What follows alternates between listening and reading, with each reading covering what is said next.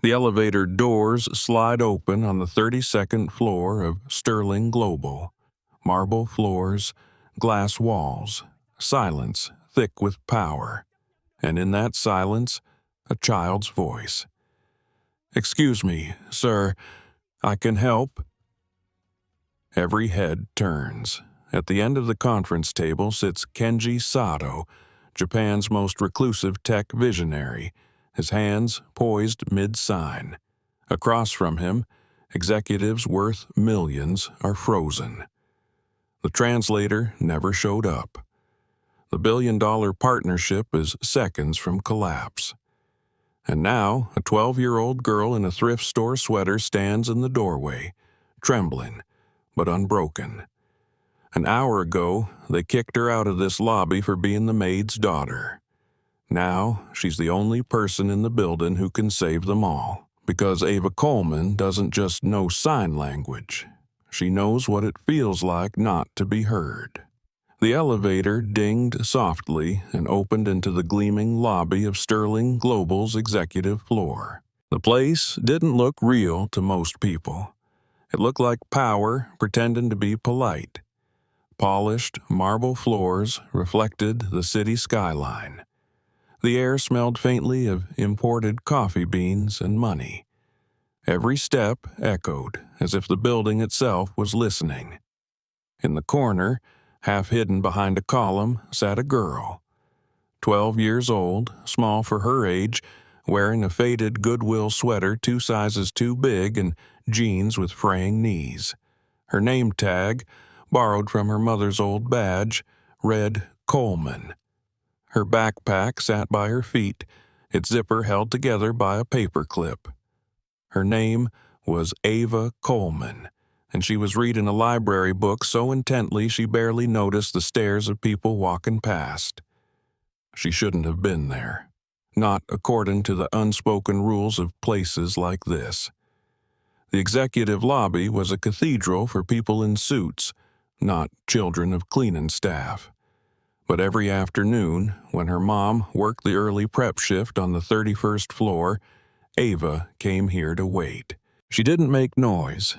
She didn't touch anything. She just read. At least until Bradley Knox saw her. Knox's shoes clicked across the marble, handmade Italian leather polished to a mirror shine. He carried authority the way other people carried coffee. He was the type who didn't walk through rooms, he occupied them. His gaze swept across the lobby and then stopped. He frowned. "Whose kid is this?" He didn't say it softly. He said it like a problem needed solving. A security guard looked up from his desk, startled. "Sir?" the guard asked. Knox snapped his fingers toward Ava without breaking stride. "Get her out of here. This is the executive floor, not a daycare." The guard hesitated. "She's just—" "I don't care," Knox cut him off. His voice rose, sharp enough to slice through the air. "Her mother's probably scrubbing toilets upstairs. Tell her to keep her kid in the service areas where they belong." The words hit harder than he knew. Every head in the lobby turned. Ava froze, her hands clutching the edges of her book. She wanted to disappear inside it. The guard looked embarrassed, but did as he was told. Knox brushed past her, his shoulder bumping her backpack off the chair. The sound of books spilling across the marble echoed like a gunshot in the quiet. He didn't stop. He didn't even glance back, just kept walking toward the elevator, toward his next meeting, toward whatever billion-dollar thing mattered more than the dignity of a child. Ava knelt to gather her books. The floor was so clean she could see her reflection in it. Her throat burned. She told herself not to cry here, not where they could see. By the time she stood, the elevator doors had closed on Bradley Knox. The hum of power swallowed the moment whole. 3 hours later, that same man would be begging that same girl to save his job. At 3:47 p.m., Tension hummed through the 32nd floor like static. The conference room looked like something out of a movie. Glass walls, a table big enough to park a car, and a skyline view that made people forget gravity existed.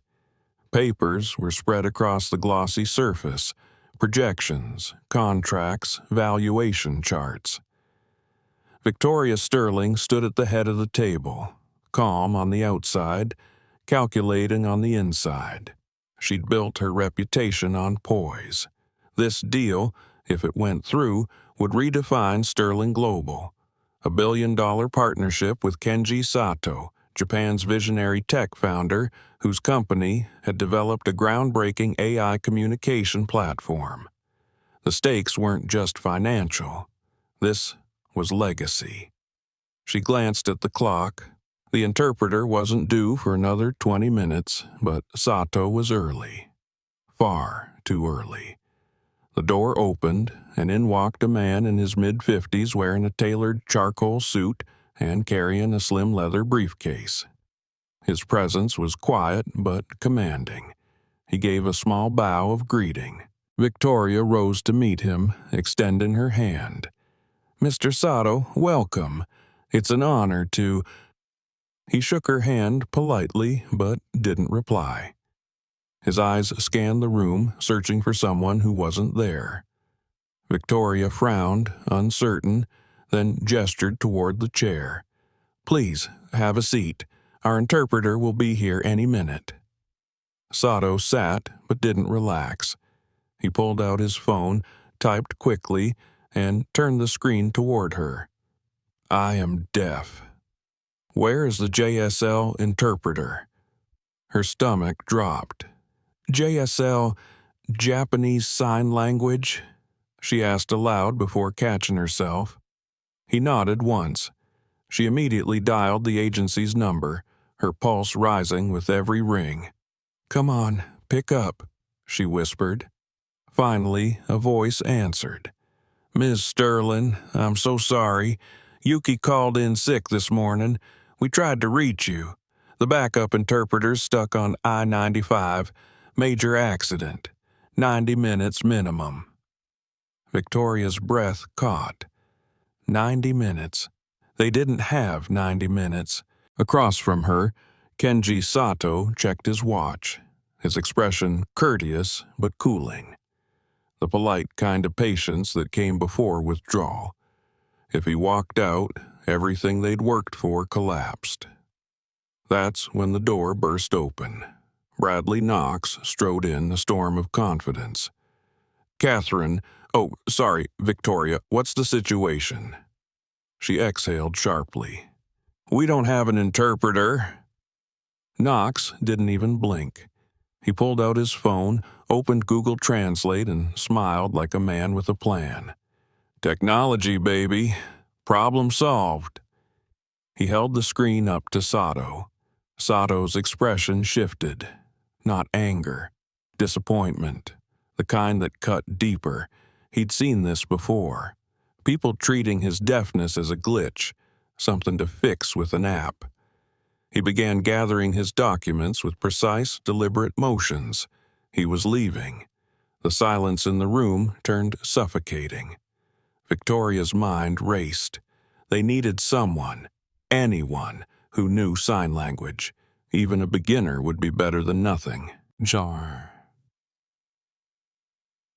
One floor below, in the staff break room, Ava sat finishing her algebra homework. The fluorescent light buzzed overhead, casting a tired glow over a table cluttered with lunch boxes and cleaning supplies. Her mother's work badge sat next to her backpack. Renee Coleman, Environmental Services, 8 years. Ava had memorized that badge the way some kids memorized pop lyrics. It was proof of how long her mother had carried the weight of other people's messes. Through the half-open door, she heard Marisol Vega, the concierge, talking frantically on the phone in the hallway. "We need any interpreter. ASL, JSL, anything. We've got a deaf VIP and a billion-dollar deal on the line." Ava's pencil froze mid-equation. Her heart started to pound. She knew sign language. Not perfectly, but enough. She'd been learning ASL for 3 months, ever since she saw a documentary about Japanese deaf culture at the library. She looked at her mother's badge again. Her mom had worked here for 8 years, cleaning every floor, scrubbing every bathroom, yet no one knew her name. Maybe they wouldn't know Ava's either, unless she changed that. Ava slipped the badge into her pocket and stood up. Back upstairs, the conference room buzzed with anxious whispers. Victoria was pacing. Knox was texting someone aggressively. Sato stood by the window, ready to leave. Then came a knock. Soft at first, barely audible. Knox ignored it. A second knock, louder. He yanked the door open. Irritation sharpened his voice. "We're in the middle of something, can you—" He froze. The same girl from the lobby stood there. "You gotta be kidding me," he muttered. "Catherine, can you deal with this?" Ava took a small step forward. Her hands shook, but her voice didn't. "I can help. I know sign language." Knox actually laughed. "Sweetheart, this is a billion-dollar negotiation, not a classroom project. We need a professional, not a kid who learned signs from YouTube." He began closing the door. "Wait." Victoria's voice cut clean through the tension. She moved closer, curiosity overriding skepticism. "What's your name?" "Ava Coleman. My mom works here. Night shift housekeeping." "You said you know sign language?" "Yes, ma'am. Mostly ASL. But I've been studying Japanese sign language, too. I know they're different, but the grammar structure is similar." Knox interrupted again. "Victoria, this is insane. We can wait for the professional." "We don't have time," she snapped. Then, softer to Ava, "Come in." Sato looked up as the girl entered. His briefcase was closed, his jacket already on, the body language of a man who'd made his decision. But when their eyes met, something shifted. Without thinking, Ava raised her hands and signed. "Excuse me, sir. I apologize for the delay." Polite, formal JSL, the kind you used with elders or business partners. Sato's posture changed instantly. He sat back down. His hands came up, fluent and fast. "You know Japanese Sign Language?" Ava swallowed hard but answered with steady hands. "A little, sir. I'm still learning. I know ASL better, but I understand the structure. May I try to help?" Sato studied her for a long moment, then nodded. His next signs were complex, part JSL, part ASL. A test. "I came to America because I believe technology should serve those the world doesn't hear. Do you understand what I mean? Not just the words, the meaning." The room held its breath. Ava thought carefully, then her hands moved again, deliberate and slow. "You mean being deaf made people treat you like you were invisible? You built something so others wouldn't feel that way anymore?" She looked around the table. "He's saying this technology isn't just about translation. It's about dignity." Sato's lips curved into his first genuine smile of the day. "Exactly," he signed. Victoria stepped forward. "Ava, that's your name, right? Would you be willing to help us? We'll make sure you're compensated." Before Ava could answer, Knox spoke. "She's a child. Liability nightmare. This is completely unorthodox." "Bradley," Victoria's tone could freeze fire. "Mr. Sato, is this acceptable to you?" Sato signed emphatically. Ava translated. "He says I'm the first person today who treated him like a person instead of a problem." The room fell silent. Knox's pen clicked nervously in his hand. Once, twice, 3 times. Victoria nodded to Marisol, who had appeared quietly in the hallway. "Get Ava some water and something to eat. We'll be here a while." Then she looked at the girl again, really looked at her, not past her. "Are you ready?" Ava thought of her mother 2 floors below, pushing a cart through empty corridors, of nights spent practicing in the mirror at the break room sink, fingers stumbling through alphabet drills, of the kids at school who laughed when she said she wanted to learn languages no one else spoke. She took a deep breath. "Yes, ma'am, I'm ready." 15 minutes later, the conference room looked different. The tension hadn't vanished. It had transformed. Ava sat at the table, notebook open, pen in hand. Sato across from her, Victoria beside her. Knox farther down, arms crossed, jaw tight. The negotiation began with introductions, formalities, the easy part. Ava translated carefully, her hands moving in practiced rhythm, her voice clear but soft. Then came the real test. Technical specifications, neural network latency, equity percentages. Words she'd never seen signed before. Sato signed a question using a term she didn't know. Ava froze for half a second. Everyone noticed. Knox leaned back, smirking. The sound of his chair was louder than it needed to be. Ava lifted her hands again. "Sir, I don't know that sign. Could you spell it or explain it differently?" Knox jumped on it. "See? This is what I warned you about." Sato raised one hand. "Stop." His eyes softened. "You're honest." The interpreter this morning pretended to understand everything and got it all wrong. I prefer honesty to fake perfection. Victoria smiled faintly. We all could learn from that. Sato slowed his signs, using simpler metaphors. Ava took notes, sketching her own shorthand symbols for new technical words. Within minutes, her rhythm returned. When Sato explained how his AI learned languages through emotion, Ava translated for the room. "He says the system learns like a child, through context and empathy, not rules. It doesn't just process speech, it listens." Victoria leaned forward. "Then we've been thinking about this all wrong. It's not translation software, it's communication philosophy." Knox said nothing. His pen kept clicking. Time stretched. The sun dipped low behind the skyscrapers. Coffee cups emptied and refilled. Gradually, Ava relaxed. Her signing became more fluid, confident. Then Sato signed something and smiled, a small, mischievous smile. Ava laughed before she could stop herself. Everyone stared. "Sorry," she said quickly. "He made a joke about how all formal meetings serve terrible coffee, but everyone pretends it's good. He says ours is actually decent."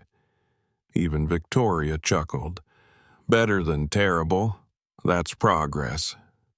Sato's shoulders shook with silent laughter. The tension cracked open like ice under sunlight. For the first time all day, the room felt human. But Knox couldn't stand not being the center of gravity. He scribbled something on a note and slid it toward Sato, bypassing Ava entirely. Sato didn't even glance at it. He pushed it back across the table, calm but firm. Then he signed to Ava. "If he doesn't respect me, he doesn't respect you. You are my voice here." Ava's throat tightened. She translated evenly. "Mr. Sato says, if you don't respect him, you don't respect me. I am his voice here." Knox's face flushed crimson. Victoria's glare could have cut stone.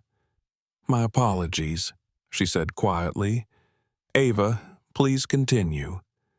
And so she did, steady, precise, unshakable. Outside the glass wall, night fell over the city, a sea of lights glittering like new constellations.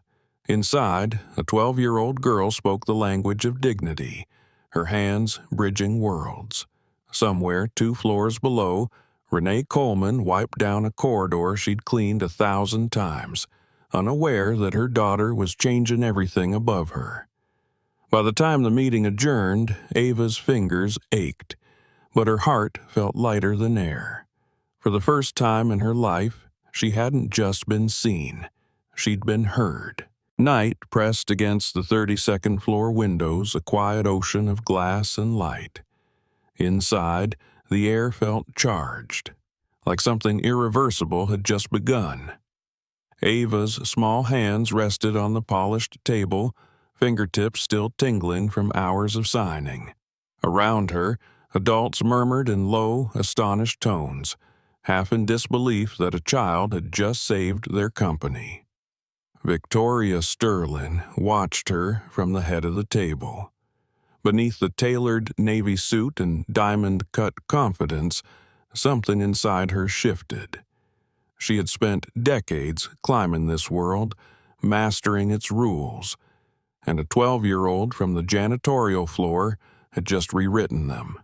"Thank you, everyone," she said, rising. "We'll reconvene in the morning to finalize revisions." Sato nodded, signing a few simple words that Ava translated.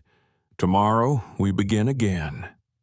He gathered his briefcase and bowed lightly to Ava before leaving the room.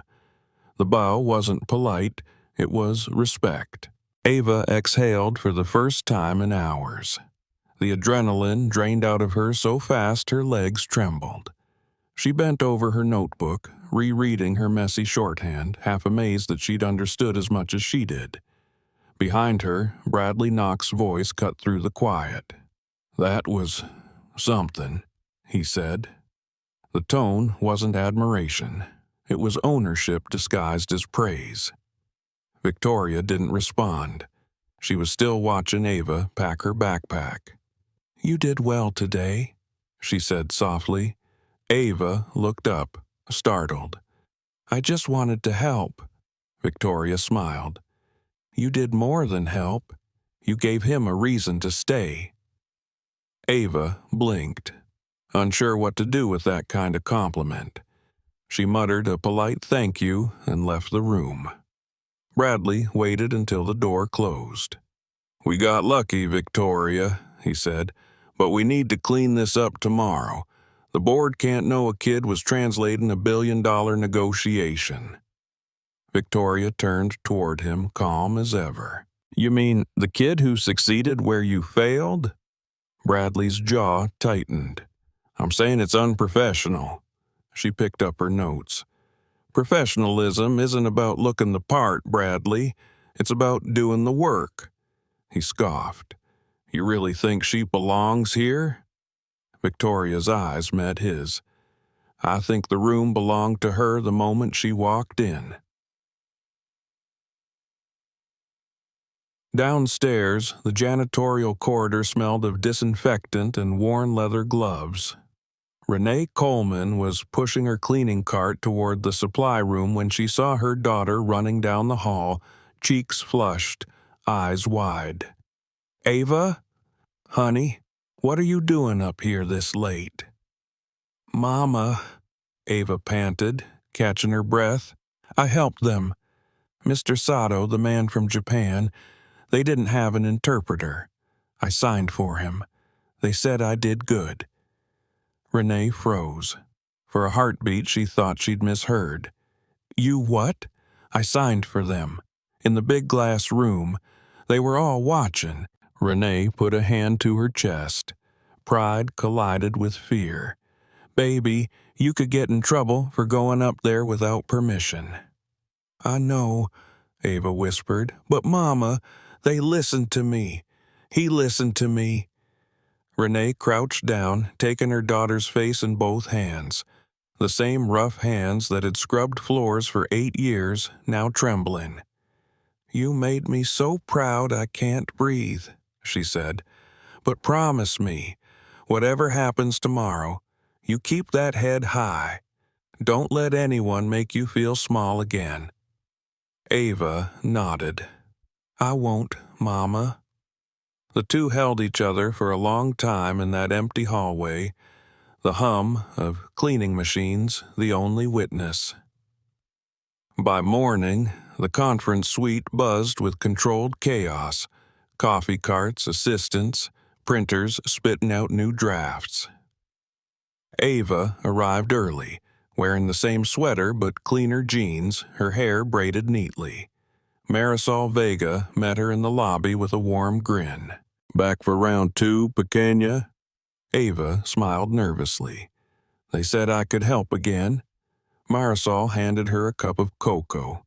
"You earned that seat. Don't let the marble floors fool you. They squeak just like the ones downstairs." Ava laughed softly. The elevator doors opened and she stepped in, cocoa in one hand, courage in the other.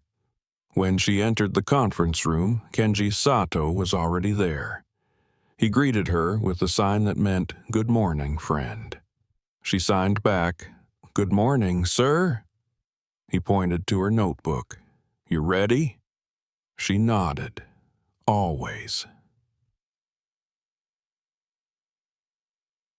The second day went deeper. This wasn't small talk anymore. It was architecture, algorithms, patent law. The words blurred together like storm clouds. Sato began signing quickly about data latency and semantic layering. Ava's hands faltered. She couldn't keep up. For a moment, panic rose like heat in her throat. I'm sorry," she stammered. "Could you spell that word?" Sato slowed down immediately, smiling. "Patience is part of fluency," he signed. "You're doing fine." Bradley, sitting 2 seats away, muttered to Victoria, "This is absurd. We can't rely on a child to understand machine learning terminology." Victoria didn't even look at him. "She understands more than you think," Sato resumed. This time he described the AI as a child learning language through emotion rather than syntax. Ava translated. "He says the system learns like people do, through context, through how words feel." Victoria's eyes lit up. "That's brilliant." Sato nodded at Ava, gesturing for her to add something. She hesitated, then spoke. "He means that machines can copy speech, but only humans can teach meaning. That's why he built it." Bradley rolled his eyes. "You're editorializing again." "Maybe," Victoria said, "but she's right." Sato signed a small thank you. Ava smiled, her confidence growing like a sunrise. During the lunch break, she sat by the window eating a sandwich from home. The skyline stretched endless and glittering. She could almost see her mother's reflection in the glass, the same quiet strength, the same resilience. Marisol joined her, sipping coffee. "You know, when I was your age, I cleaned hotel rooms with my mama," she said. "One day, the manager yelled at us for being too slow. I swore I'd never let anyone talk to us like that again." Ava looked up. "Did you keep that promise?" Marisol smiled. "Every single day." She touched the silver concierge pin on her blazer. "You remind me of that promise, Ava. Keep making noise, even if you do it with your hands." Ava giggled. "My hands are tired." "Good," Marisol said. "Means they're working." Bashar. By mid-afternoon, the meeting had entered uncharted territory. Sato was outlining his ethical terms for the partnership. Accessibility clauses, transparency in data, Fair employment for disabled workers. Bradley leaned forward, impatient. We appreciate the ideals, but these conditions complicate implementation.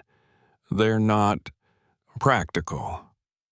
Ava signed to Sato, hesitating before translating. Her voice was small but firm. He says it's not practical. Sato's face hardened. His signs became clipped. Not practical to respect people? Ava swallowed. She translated exactly as he said it. The words landed like thunder. Silence filled the room. Victoria looked at Bradley. Do you want to rephrase that? He shifted in his chair. I'm just saying, we have to be realistic. Realistic, she said quietly, isn't the same as right. Sato continued signing. His movements slowed, heavy with thought. Ava followed every motion. He says you measure progress by profits. He measures it by people who stop being invisible. Victoria's gaze flicked toward Ava, then back to Sato. Tell him, she said, that we can measure both. Ava signed the words, and Sato nodded. The storm eased. When the session ended, he approached Ava and signed privately, You have courage. She blushed. My mom says courage means doing it scared. He smiled. Your mom is wise. That evening, Ava found Renee waiting by the staff elevator, still in uniform, tired but radiant. How'd it go, baby? Ava grinned. He called me courageous. Renee laughed softly. You are. Always have been. They rode the elevator down together. The mirrored walls reflected two versions of the same strength, one grown, one growing. Renee looked at her daughter's reflection and said, I cleaned these mirrors for years, never thinking I'd see you standing here beside me like this. Ava leaned her head on her mother's arm. Maybe tomorrow they'll see you too. Her mother's eyes filled with quiet tears. Maybe they already do.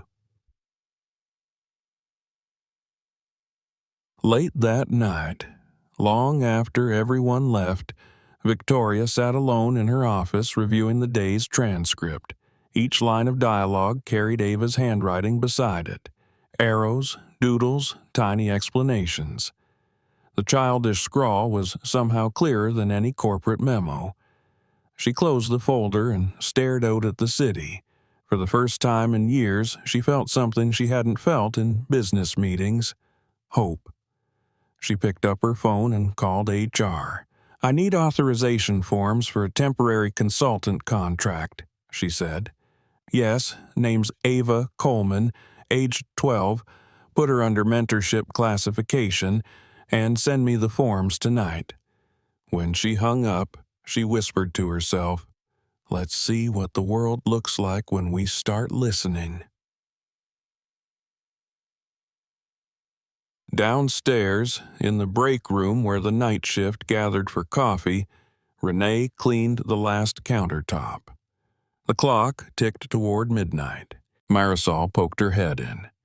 Your daughter just made history, you know. Renee chuckled. She made a mess too, probably. Good kind of mess, Marisol said, the kind that shakes things up. Renee smiled at the thought. The hum of the city above them felt different tonight, like the sound of something cracking open. She looked at the small TV mounted in the corner. The company's internal news feed scrolled across the screen.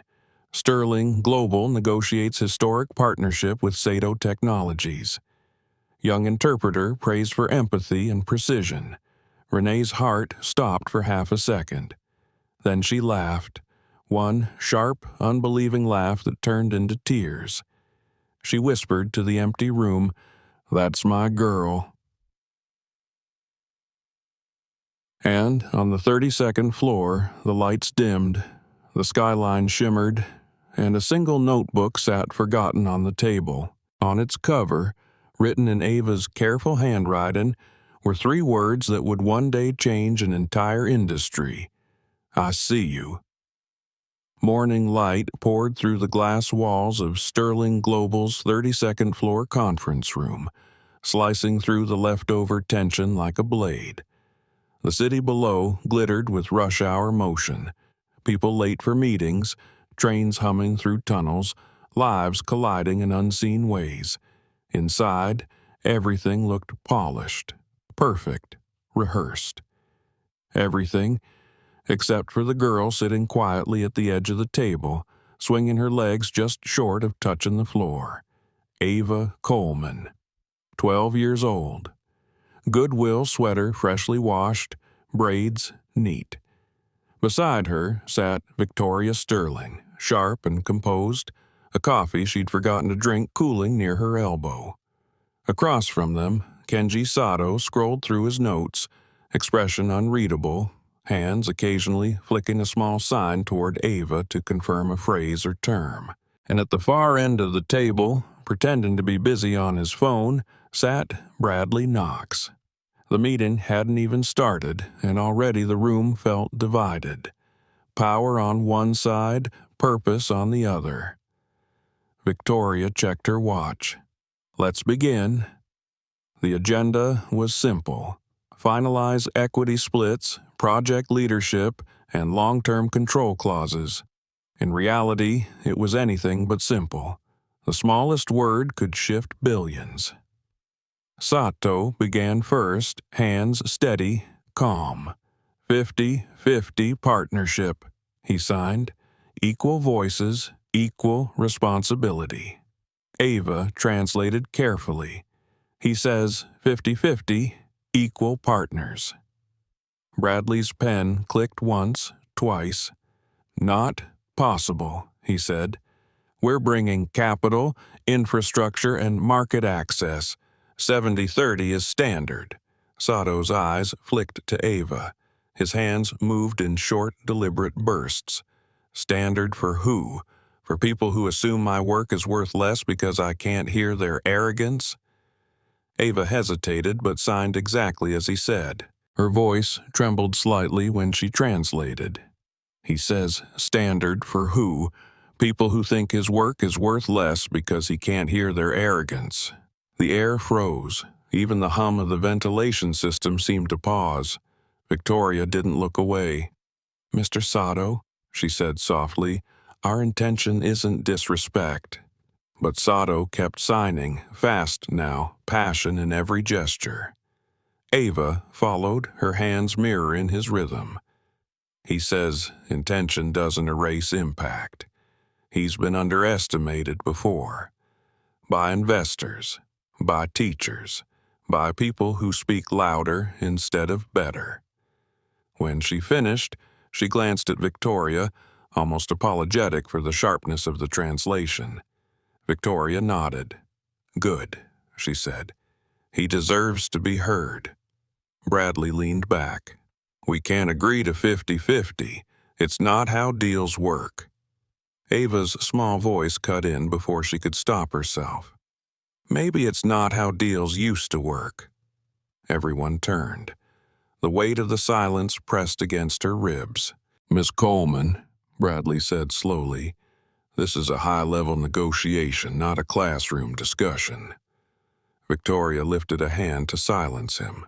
Go on, Ava. Ava swallowed hard. If you start a partnership without listening, you're already telling him he's less important. Maybe the technology's not the only valuable thing here. Maybe his vision is. Her words hung in the air like a flare in darkness. Bradley's face flushed red. This is out of line. Victoria didn't blink. So is arrogance. She turned back to Sato. Tell him, she said to Ava, 50-50, equal partners, and I want his input on the project director. Ava's heart raced as she signed the message. For a moment, Sato didn't react. Then his lips curved into a smile so subtle it was almost invisible. "She means it?" he signed. Ava nodded. "She does." Sato signed again, slower this time. "Then tell her this. At 12 years old, you understand what many never learn, that respect is the first word of every language." Ava's voice caught as she translated. Victoria's eyes softened. "Tell him," she said quietly, "that I agree." Across the table, Bradley pushed back his chair. The scrape of metal on marble echoed like a protest.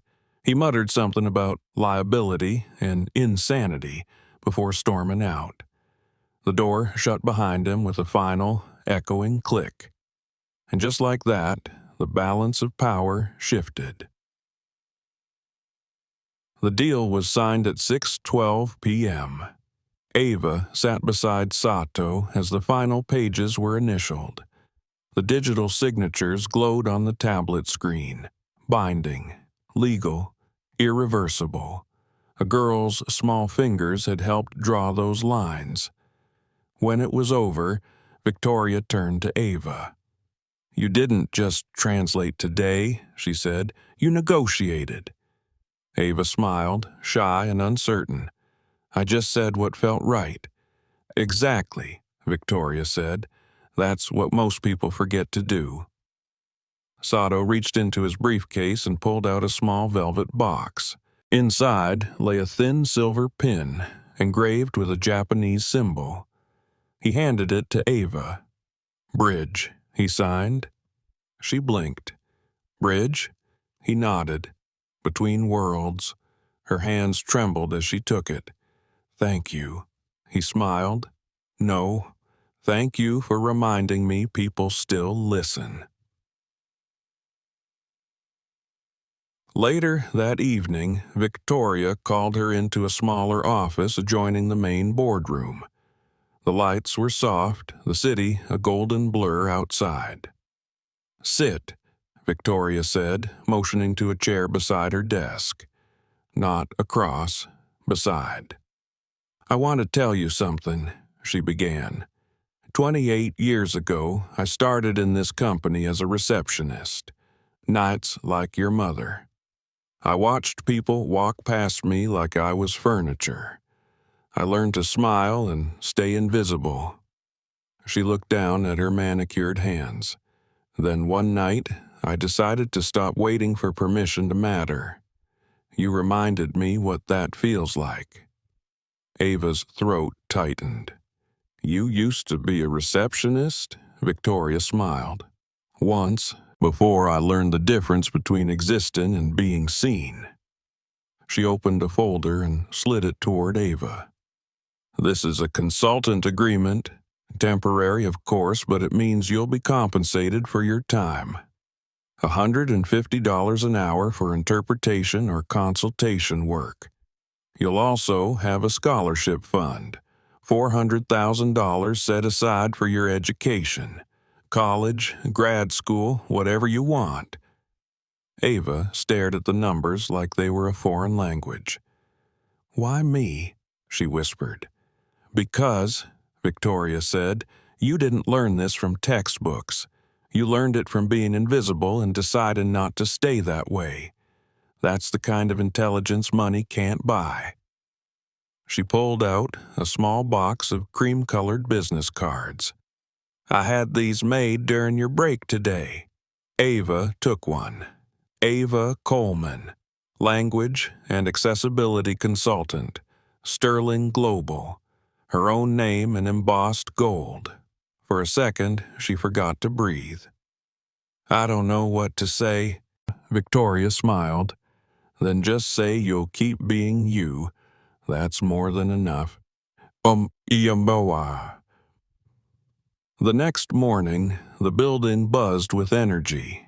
Cameras, reporters, executives, the world's eyes turning toward Sterling Global. Today was the public signing ceremony.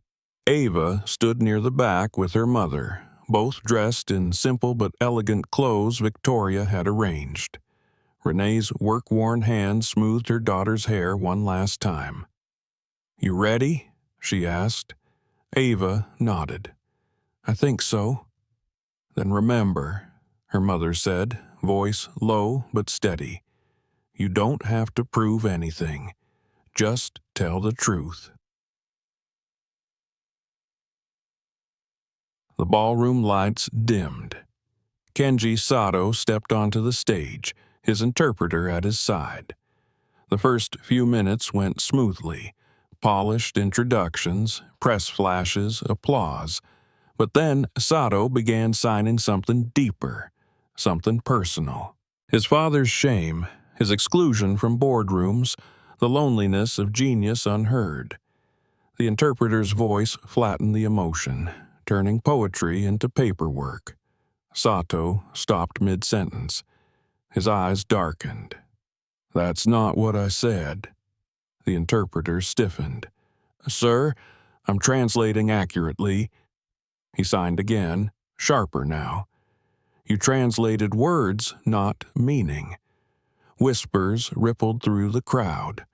Reporters leaned forward. Cameras zoomed in. From the back of the room, Ava saw everything. The same look on his face she'd seen before, when people treated him like a technical problem. That heavy loneliness. That silence that wasn't quiet at all. Her mother felt her shift. "Baby," she whispered, "stay put." But Ava was already standing. She walked down the aisle, small shoulders squared, the silver bridge pin gleaming against her sweater. The crowd murmured. Security hesitated. Sato saw her, and his entire body language changed. Relief flooding his expression. "Sir," she sonnened, "may I help?" The interpreter turned, offended. "Excuse me, I'm—" Victoria's voice rang clear from the side of the stage. "If Mr. Sato prefers her, we honor that.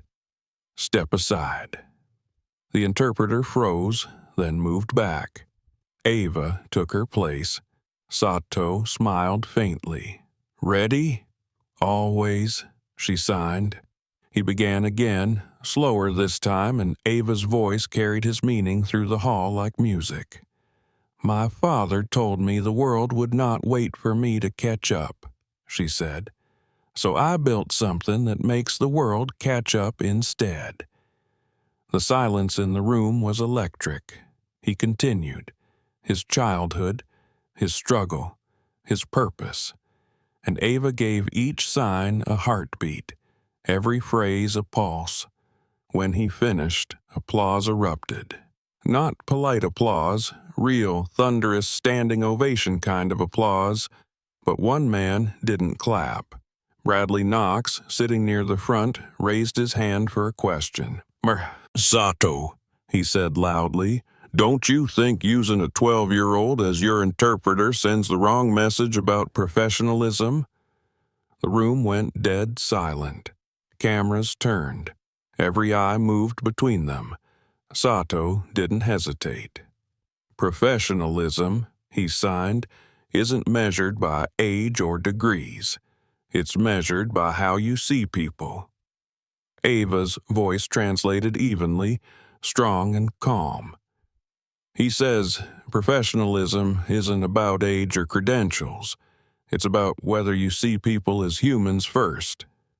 Sato kept going, his gestures sharp.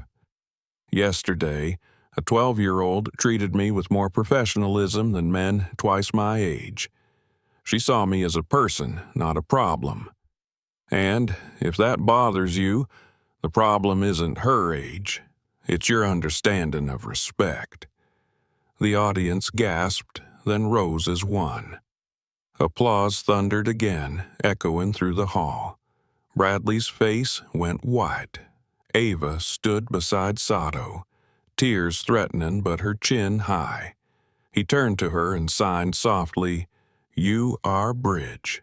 Never forget." Victoria walked onto the stage, took Ava into her arms, and whispered in her ear, "You just changed how this entire industry listens." That night, the video of the speech hit 4 million views. By morning, 40 million.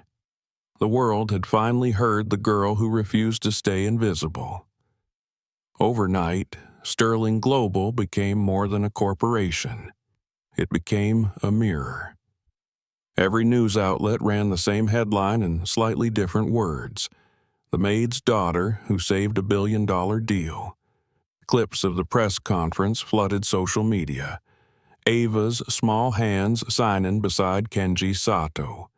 Her calm voice saying, "He's not building this for deaf people. He's building it to show people what they've been missing." The sentence spread like wildfire. By dawn, hashtags trended across every platform. Hashtag Maya the Bridge. No, now it was hashtag Ava the Bridge. Thousands of videos stitched her speech with messages of awe, gratitude, and tears. Teachers played it in classrooms. ASL clubs reformed. Parents posted clips of their deaf children watching her, smiling for the first time at someone who looked like them. But not everyone saw the miracle first. In the boardroom world, old men with perfect suits muttered about liability, about media optics, about the professionalism question. Bradley Knox led that whisper campaign from the shadows, forwarding emails to journalists hinting that Sterling Global's new hero was a publicity stunt. It didn't work, because the internet had already decided. Ava Coleman wasn't a stunt. She was a storm. 3 weeks later, she sat under the bright lights of a morning talk show, legs swinging nervously beneath the chair. Her mother, Renee, sat beside her, new dress, borrowed heels, the same quiet pride. The host leaned forward, the camera catching her well-practiced empathy. "Ava, you've become an overnight sensation. How does it feel?" Ava hesitated. She'd rehearsed answers, but when she opened her mouth, something truer came out. "It feels like people are finally paying attention to something that was always there," she said softly. "Deaf people have always deserved to be heard. My mom's always deserved respect. I just happened to be in the right place with the right skills." The audience applauded. Renee squeezed her hand, blinking fast. Ava continued, "I'm not special because I learned languages. I'm lucky because my mom worked 2 jobs so I could sit in libraries. That's the real story." The host smiled, touched.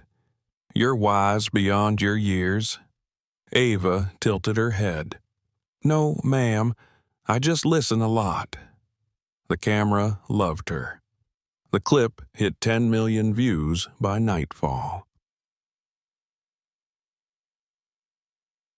Behind the scenes, Victoria Sterling moved with quiet precision. She had learned something in the wake of the storm.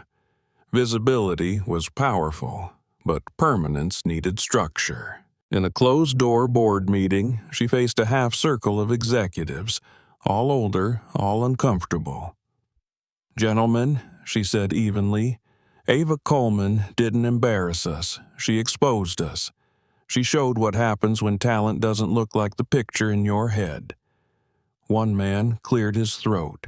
"With all due respect, Victoria, promoting a janitor's daughter as the face of this company is exactly what we're going to do," she interrupted, "because she's not the face of pity. She's the face of possibility." The man sank back into his chair. "And as of this week," she continued, "Renee Coleman will head a new department, Director of Staff Development. Her job is to find hidden talent in every corner of our organization. If that makes you uncomfortable, good. Growth usually does." The room fell silent. She'd won. The next day, Renee arrived at work in her usual gray uniform. She didn't yet know. She was pushing her cleaning cart through the lower hall when Victoria approached, carrying a crisp envelope. "Mrs. Coleman," she said. Renee straightened instinctively, bracing for reprimand. "Yes, ma'am?" Victoria smiled. "Congratulations on your promotion." Renee blinked. "My what?" Victoria handed her the envelope. Inside, the letter read, "Position: Director of Staff Development, Sterling Global. Annual salary, $90,000. Office, Executive Floor, Room 3204. Renee stared at the paper as if it might vanish. This can't be right." "It's right," Victoria said, "and overdue." Renee swallowed hard. "Why me?" "Because you raised the bravest person I've ever met," Victoria said, "and because you've spent 8 years seeing this company more clearly than half the people running it." Renee pressed the letter to her chest. "I don't have the words." "Good," Victoria said gently. "You'll build them." That same afternoon, Ava returned to the building for the first time since the press conference. She expected whispers, maybe stares. Instead, she found smiles. Security guards nodded, office workers waved. Even the cafeteria staff stopped her for selfies. The girl once chased from the lobby was now treated like royalty. She didn't like the word celebrity. It didn't fit. "People keep saying I'm famous," she told Marisol Vega in the break room. "But I don't want to be famous. I want to be useful." Marisol chuckled. "Then stay useful. Fame fades. Purpose doesn't." Ava sipped her hot chocolate and thought about that. Weeks passed, and the partnership between Sterling Global and Kenji Sato's company began to reshape the entire industry. The new accessibility AI, codenamed Bridge, was installed in every Whitmore hotel, translating sign languages in real time. On opening day, reporters filled the flagship lobby. A deaf guest approached the check-in desk, signed her name, and the system instantly translated her gestures into speech. The clerk responded. The AI signed back. No notepads, no frustration, just conversation. Kenji stood beside Ava, watching, pride glowing in his eyes.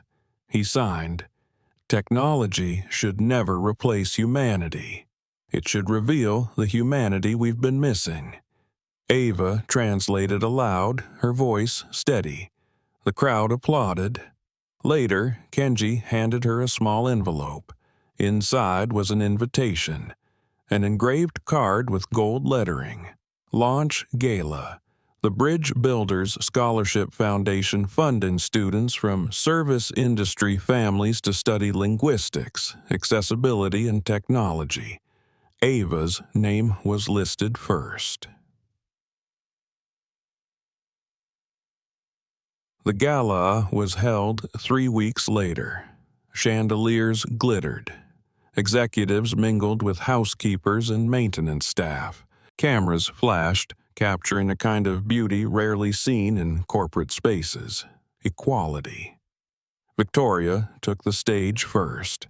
"Tonight isn't about technology," she said. "It's about transformation." One girl reminded us that talent doesn't announce itself with a resume. Sometimes it waits quietly in a break room until someone bothers to look. She paused. The first Bridge Builders Scholarship goes to Ava Coleman for proving that empathy and intelligence are not opposites. The room erupted. Ava, cheeks flushed, made her way to the stage. Renee followed, tears already breaking loose, but Victoria wasn't finished. "And 10 more scholarships," she said, "to the children of our staff, housekeepers, cooks, engineers, who've been waiting for their chance to shine." She began reading names. Each time she called one, a parent stood up, stunned, clapping through tears. When Renee's turn came to speak, she took the microphone with both hands. "My daughter taught me something," she said, her voice strong despite shaking. "Being invisible isn't our fault, but staying invisible after we've been seen, that's a choice. And tonight, this company chose differently." The applause that followed felt like thunder turned human. At the end of the ceremony, Kenji approached the stage carrying a velvet tray. On it lay silver pins identical to Ava's, the same engraved Japanese symbol meaning bridge. He signed, "Each bridge leads to another." The first pin he gave to Renee.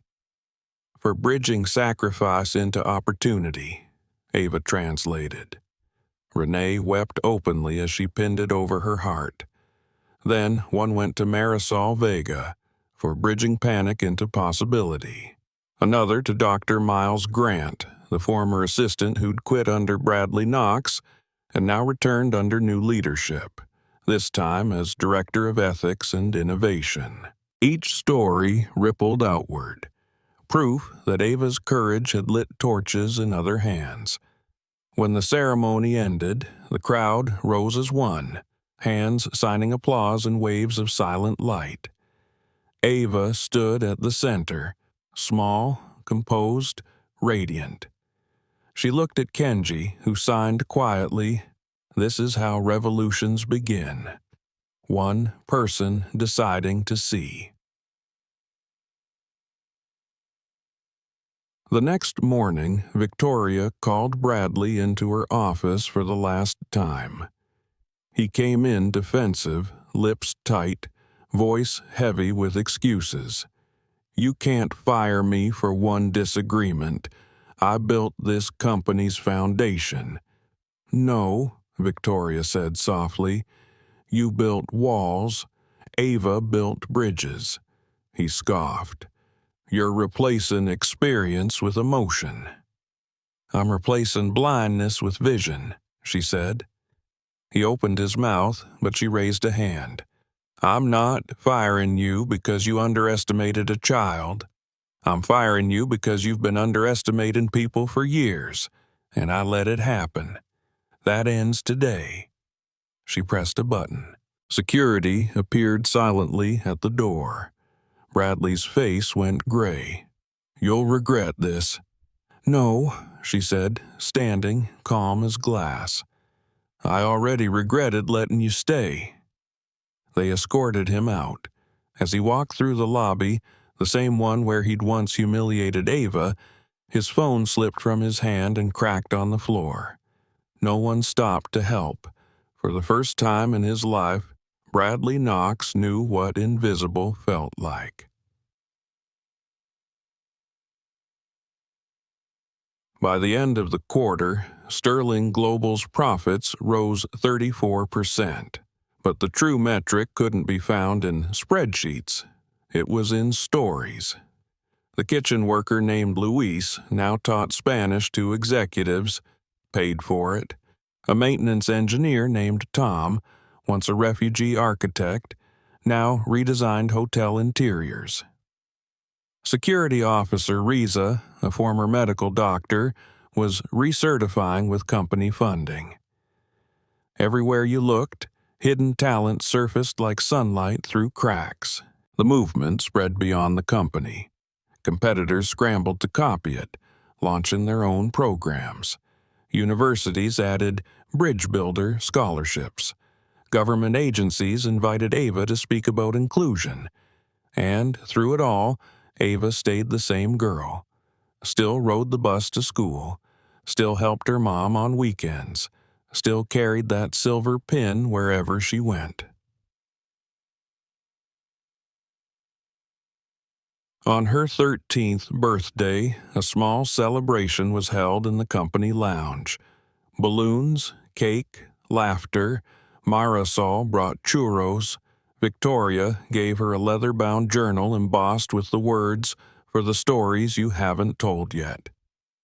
Kenji Sato flew in from Tokyo, carrying a wrapped box. Inside was a custom tablet engraved on the back. You taught me that being heard isn't about volume. It's about listening. Kenji. Ava blinked back tears. I was just trying to help one person, she signed. He smiled. That's how every revolution starts. Renee watched them from across the room, hands folded over her heart. Her daughter wasn't waiting to be discovered anymore. She'd discovered herself. Months later, the plaque appeared in the Sterling Global lobby, right where Bradley Knox once told her to get out. The inscription read, "In this place, Ava Coleman taught us to see. Let us never look away again." Sterling Global 2025. That afternoon, a little girl about 10 years old walked past the plaque, clutching a library book on sign language. She stopped to read it, brow furrowed. Then she looked up and saw Ava sitting nearby, waiting for her mom. "That's a great book," Ava said, smiling. "Are you learning ASL?" The girl nodded shyly. "I saw your video. You made it look cool." Ava laughed and patted the chair beside her. "It is cool. Want me to show you a few signs?" The girl's face lit up as she sat down. Two black girls, different generations, same lobby. One teaching, one learning. Both visible. Ava raised her hands and began to sign. "Hello. Thank you. I see you." The girl followed slowly, mirroring her movements. Across the lobby, the silver plaque caught the light. Two words glinting like a promise. "I see you."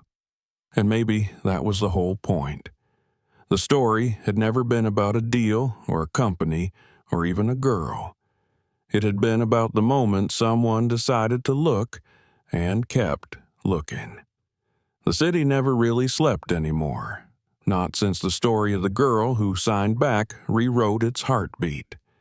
Somewhere between midnight and morning, people began looking at each other differently. Janitors nodded at executives without lowering their eyes. Receptionists spoke up in meetings. And somewhere, always, someone was learning to sign. At the Sterling Global headquarters, a new plaque glimmered in the lobby under soft gold light. "In this place, Ava Coleman taught us to see." The reflection of those words shimmered on the marble floor, like a quiet promise to everyone who walked past. Ava was 13 now, not much taller, still in thrift store sweaters and sneakers, still more at home in libraries than on red carpets. Her life had changed, but she hadn't let it twist her into something else. The world could make you famous in a day. Staying yourself after that took discipline. She still rode the city bus to school, sitting by the window, a notebook open on her lap. Inside were sketches of hands, signed shapes, fragments of grammar, small poetic phrases in JSL, ASL, BSL, even tactile signing she'd begun studying for the deaf-blind. She wasn't chasing fame anymore. She was chasing fluency in the languages of silence. People on the bus sometimes recognized her. A cashier would whisper, "Is that her?" A teacher would smile quietly. Ava would just nod back, a little embarrassed. Fame, she thought, was noisy. Dignity was quiet. Chapter. At Sterling Global, Renee Coleman's nameplate now gleamed outside a corner office. Director of Staff Development. She still woke at 5 a.m., still tied her hair in the same bun, still carried the scent of lemon cleaner that clung to her hands no matter how much lotion she used. But now, her work wasn't about scrubbing floors. It was about raising people up from them. Every morning, she walked the employee corridors, the kitchens, maintenance wings, laundry rooms, stopping to talk to people nobody else noticed. "What's your dream, honey?" she'd ask in her calm voice. "What did you study before life got in the way?" They told her stories she'd once lived herself. The security guard who'd been a nurse in Syria, the dishwasher with a degree in architecture, the housekeeper teaching herself coding on her phone during breaks. Renee started programs, language courses, certification scholarships, mentorships. By year's end, 60 employees had been promoted to professional roles. Every success felt personal, every name remembered. She told her team, "The person cleaning your office might be the one who saves your company. Treat them like it." Her salary was 6 figures now, but she still packed lunch from home. Rice, beans, and her late mother's cornbread recipe. "Never forget where your strength came from," she'd tell Ava, "and never forget to feed people."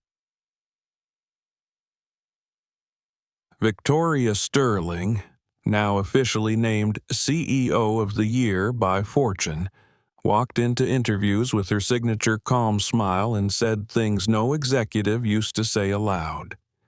"Dignity is profitable," she told investors, "and empathy is a growth metric."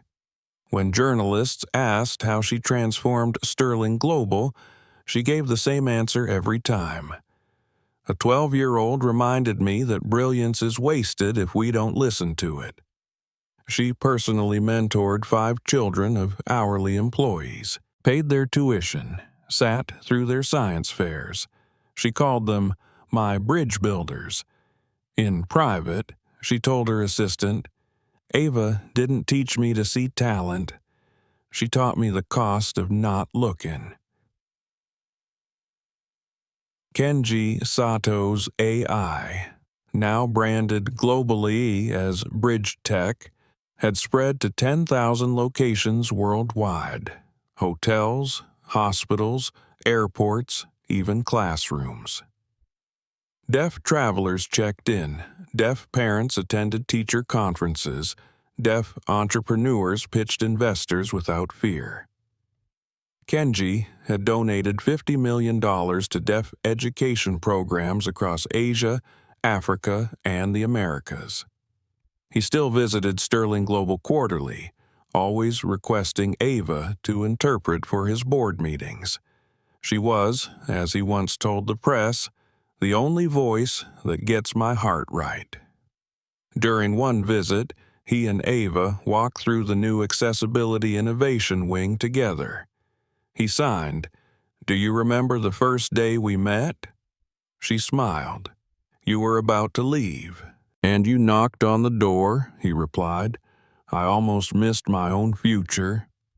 They stopped in front of a wall covered in portraits of bridge builder scholars, students from around the world who'd received scholarships to study accessibility, language, or technology. Kids from Ghana, Peru, Indonesia, and Detroit. Kenji looked at the wall, then at her. "You opened this door. Now look how many people are walking through it." Ava's eyes glistened. "You taught me that revolutions start one person at a time." He smiled faintly. "You remind me they start with courage." And then there was Bradley Knox. No longer a power player, no board seat, no team. He now worked as a consultant, small contracts, minor clients, none of them impressed by his resume.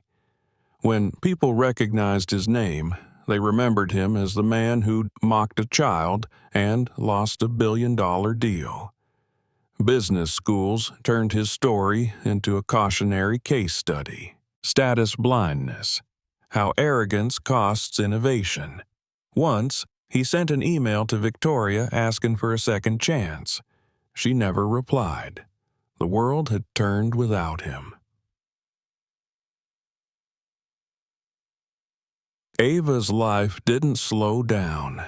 It deepened. At 13, she was consulting for 6 companies on accessibility design, earning more than most adults but refusing to touch the money until college. Every dollar went into a trust. She published a children's book, The Girl Who Signed Back. It told her story through the eyes of a young narrator who learns that silence isn't empty. It's full of voices waiting to be heard. The book sold 500,000 copies in its first month, translated into 12 languages, including ASL storybook video editions. Ava donated every cent to free sign language education programs. When a reporter asked why she gave all the profits away, she smiled. "Because I learned something," she said. "You can't sell a message about listening and then keep the microphone to yourself." On a quiet Saturday, she returned to the hotel with her mother. They walked through the lobby hand in hand. Guests bustled past, business meetings, laughter, suitcase wheels over marble. Near the plaque, a cleaning cart stood parked, same model Renee once pushed every night. A young housekeeper named Alma was polishing the chrome handles nearby. She looked up nervously when she saw Renee. "Director Coleman," she said, startled, wiping her hands. Renee Sissau smiled warmly. "Just Renee today. This was my spot once." Alma blinked. "Here?" "Right here," Renee said, placing her hand over the marble where the plaque shone. "I used to think no one even saw me." Ava knelt to adjust the flowers at the base of the plaque. Someone left them there every week. Fresh lilies, no note. She looked up at her mom. "Do you think people will remember this?" Renee smiled. "The right ones will." That afternoon, a group of executives gathered in the same conference room where it had all begun. On the glass wall now hung a framed photograph. Ava signing beside Kenji Sato during that first meeting, Victoria in the background, mid-smile. The caption read, "Respect is the first word of every language." Victoria led the session. "We're not here to celebrate," she said. "We're here to continue." They were launching something new, Operation Bridge Builder, a nationwide partnership encouraging companies to identify and promote hidden talent among their hourly staff. The initiative offered grants, mentorship programs, and recognition for organizations that lifted workers into leadership. Ava helped design the campaign's first public video. Her narration carried through it like a quiet anthem. Notice the invisible people in your life. The woman who cleans your office, do you know her name? The man at the checkout, did you see the textbook in his bag? They are not the background of your story. You are not the main character of theirs. Being seen isn't a privilege, it's a right, and it starts when someone decides to look. The campaign went viral within days. A month later, Ava returned to the stage one more time. This time, not for a press conference or a product launch, but for a movement. The Bridge Builder Challenge was awarding $100,000 grants to businesses that successfully promoted hidden talent within their staff. The event streamed live globally. Victoria spoke first, then Kenji, then Renee. Finally, Ava stepped up to the podium. She didn't have notes. She didn't need them. "I used to think visibility was about being seen," she said. "Now I know it's about seeing back. My mom used to say the world doesn't owe you attention. You earn it by paying attention to others. I just did what she taught me." She paused, eyes sweeping over the crowd, executives, janitors, students, reporters. "Don't wait for your Ava to go viral before you notice her," she said quietly. She might already be working for you." The audience stood, silent applause filling the air like wind through trees. Thousands of hands lifted, signing thank you. Ava lifted her own hands and signed back, "I see you." Later that night, long after the cameras stopped rolling, she sat with her mother on a quiet bench outside the hotel. The city stretched before them, alive and endless. "I still can't believe any of this is real," Renee said, shaking her head. Ava smiled. "I can." "Why?" "Because you always told me to act like I belong in every room I walk into. I just started believing you." Renee chuckled softly. "Guess we both found our way upstairs." They sat in comfortable silence for a while. Then Ava said, "You know what Mr. Sato told me today? That his father used to say, 'A bridge doesn't care who crosses it. It just keeps standing.'" Renee looked at her daughter, 13, wise, a storm in gentle skin. "Then keep standing, baby. The world still needs crossing." Ava nodded. The lights from the tower windows reflected in her eyes like constellations forming new shapes.